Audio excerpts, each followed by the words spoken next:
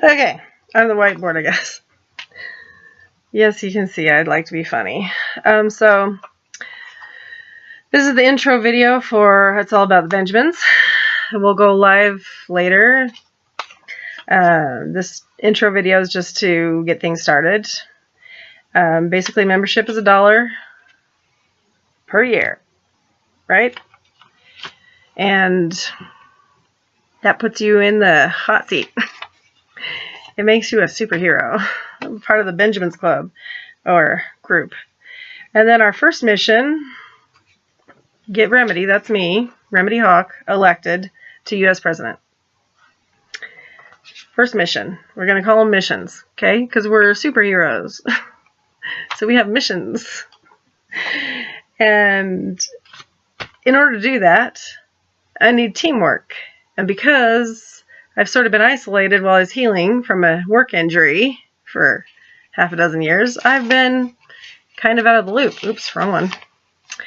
And I realized I need to rebuild my network. So I have a few people I know, but we need more than a few people. We need all of us. The United States is us, right? Isn't it funny how United States, or I guess mirror image.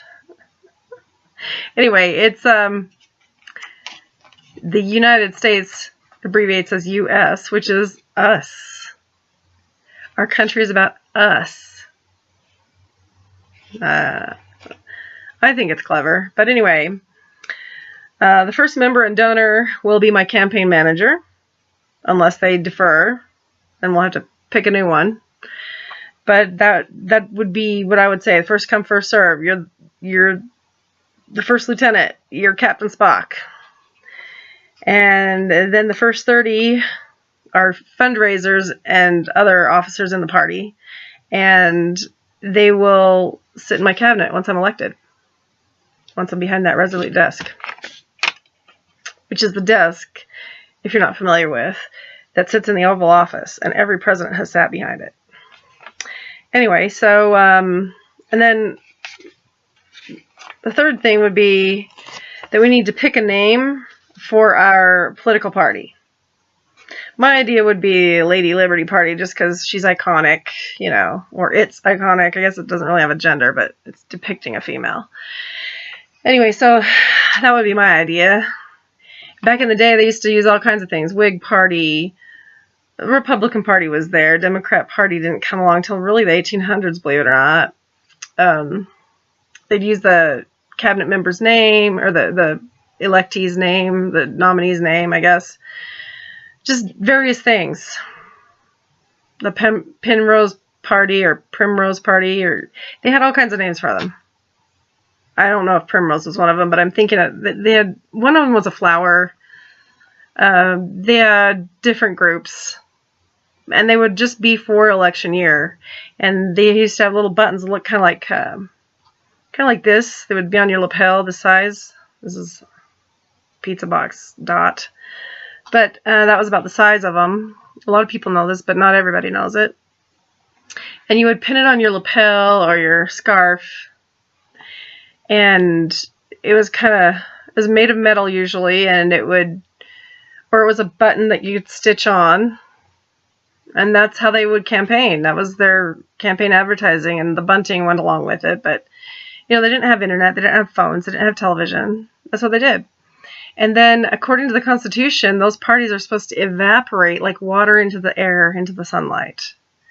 You're not supposed to carry on like it's an organization. You're not supposed to have any political party affiliations once you're in office. Whether you're the president, the vice president, Senate, of course not the Supreme Court. They're supposed to be non-biased. They're supposed to be impartial politically. And Congress people, the same thing. Once you're in office, you're not supposed to lean to a party, one party or the other. You're not supposed to favor one group over the other. You're supposed to stick with the statutes and the Constitution. And then all these parties could pop up again later when it was another election year. And there would be, sometimes the people in the opposite group would grab the Whig Party name or the Republican Party name, and they would change parties. It wasn't an establishment. It was a vehicle. It was like grabbing a taxi to get down to Times Square, you know?